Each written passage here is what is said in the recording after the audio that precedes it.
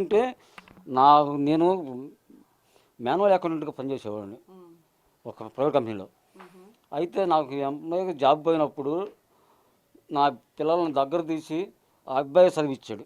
ఆ అబ్బాయి ఏమో చదివిలేదులేండి. ఒక సంవత్సరం ఏమో కట్టించాడు. మా డబ్బులు ఏమండి, పిల్లలు పని చేసిన డబ్బులు జాగ్రత్తగా దాచి మాకు కొట్టు చూపించటం. ఆయన డబ్బుల విషయంలో ఆయన మాకేం సహాయం చేయలేదు.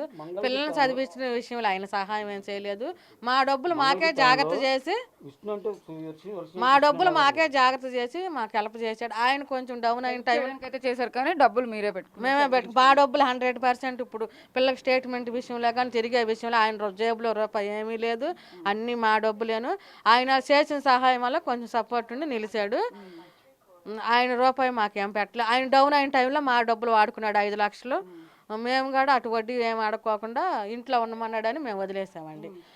అఘోరి కూడా ఫేస్బుక్ లో లైవ్ పెడుతూ అటు వర్షిని చూపించి వర్షిని కొట్టుకుంటూ విష్ణును హర్ష తీసుకెళ్తున్నారు, పోలీసులు హ్యాండ్ ఓవర్ చేసుకున్నారు, ఇంకా నేను వర్షిని గురించి పట్టించుకున్నాను అఘోరి లైవ్ లో చెప్పిన ఇది ఉంది. వీడియో చూసారా మీరు? అదే చూసామండి.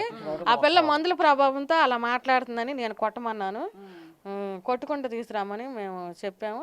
అట్లానే ఎక్కువ కొట్టొద్దు, భయపెట్టండి, కొంచెం 2 దెబ్బలు వేయండి. కొట్టుకుంటూ అంటే కొంచెం భయపెట్టి కొట్టుకుని తీసుకురమ్మన్నాం. అన్నలకి వాళ్ళిద్దరికి హక్కు ఉంది, కుట్టే హక్కు.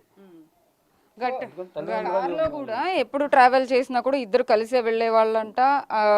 వేషధారణ కూడా నేను చూసారు, స్లీవ్లెస్ డ్రెస్ అలాగా, ఆ కాస్ట్యూమ్స్ కూడా కొద్దిగా ఇబ్బందికరంగా ఉండేవి కూడా. అఘోరితో కలిసి అలాంటి బట్టలతోనే కార్లోనే నిద్రపోయేదంట. త్రూ అవుట్ ఈ 20 డేస్లో ఎక్కడికి వెళ్ళినా కూడా స్నానాలు కానీ ఎక్కడైనా కానీ బయటే చేయడం, ఇవన్నీ కూడా వర్షిని చేసిందని చెప్పేసి ఆమె చెప్తాం. చాలా బాధపడుతున్నామండి. ఆ పిల్ల వంటి మీద గాయాలు ఉండయి అంట. ఏంటమ్మా ఈ గాయాలు ఇవన్నీ ఒత్తుకుపోయి వెనకాలంటే అమ్మ కుర్చీలు ఎట్టు కూర్చోవటం అంట.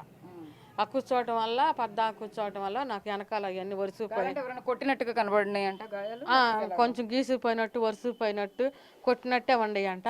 ఏంటి ఆమె కొట్టిందా అని అడిగితే అమ్మ కొట్టలేదు, ఇట్లా కూర్చోవటం కొంచెం కారులో ఇబ్బందిగా ఉండి నాకు అట్లా వచ్చినాయి, పెట్రోల్ బంకుల్లోకి వెళ్ళటం అంటే నీకెందుకమ్మా ఆ కర్మ వరుసని, నువ్వు వచ్చేసేయి, నువ్వు శుభ్రం చూసుకుంటాము, మనది లేని కుటుంబం అయినా మరి అంత నిన్ను బతికే స్థితి మాకు లేదు, రైతు కుటుంబంలో మనం బాగానే బతికాము, తెలుసుగా మన పొజిషన్, రైతు పొజిషన్లో బతికిన వాళ్ళం మనము, నువ్వు అక్కడ ఉండొద్దు, వచ్చేసి అవసరం అయితే 2 దెబ్బలు వేసి కొట్టుకురమ్మని మేమే చెప్పాం. సో అయితే వర్షిని వచ్చిన తర్వాత ఇంకా మళ్ళీ అఘోరి ఏమైనా ప్రయత్నిస్తే ఏం చేస్తారు అఘోరి తీసుకెళ్ళిపోవడానికి? ఈ తేప ఏమన్నా ప్రయత్నిస్తే మట్టుకి అఘోరికి ఫుల్గా కోటింగ్ ఉండిద్దండి.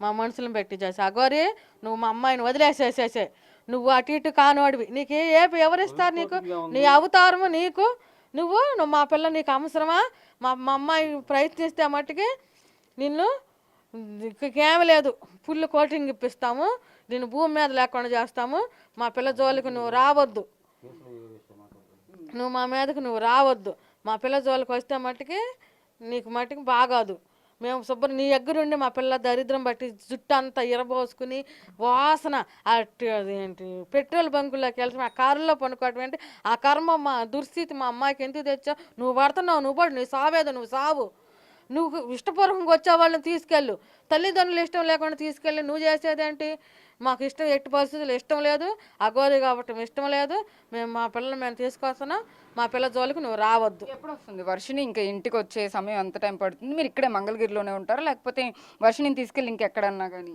మేము మా నెగిటివ్ ప్లేస్ వెళ్ళిపోతామండి. వర్షినికి ఆల్రెడీ మోపుదేవ సుబ్రహ్మణ్యేశ్వర స్వామిలో గుళ్ళో మొక్కు ఉంది, మొక్కు తీర్చేసేసి మందు కక్కీయటానికి చిన్నాపురం తీసుకెళ్తామండి. తీసుకెళ్ళి మా ఊర్లోనే ఉంటాం, మంగళగిరిలో తీసుకురాం పిల్లని. అది పరిస్థితి.